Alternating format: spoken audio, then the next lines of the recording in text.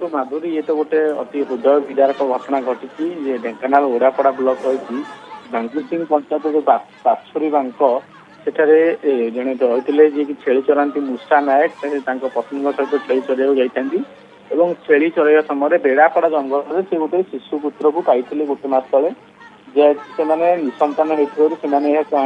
एक मास रखी पाली पोषी पाली पोषिया पर से रखी स्थिर करसी एने खबर पाई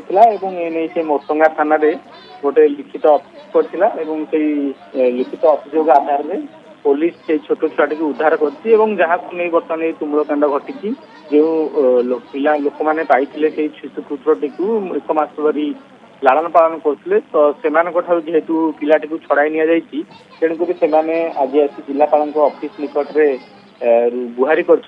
पिलाटी को फेरई देवाई गाँ लोक सहित निश्चित भाव में देखूँ ये प्रश्न उठुची तो प्रथम तो कौट शिशु पिलाटी आसला जेहेतु जी आनी से कहते जंगल कहते बर्तमान सुधा स्पष्ट होना प्रकृत में क्यों आसला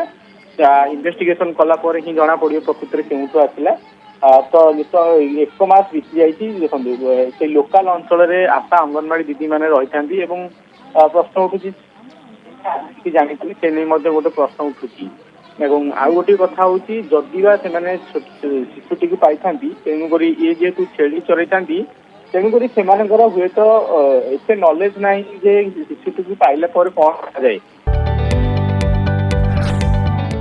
जदि आपंक आम भिडी भल लगा तेब आम चैनल को लाइक शेयर और सब्सक्राइब करने को जमा भी भूलु नहीं।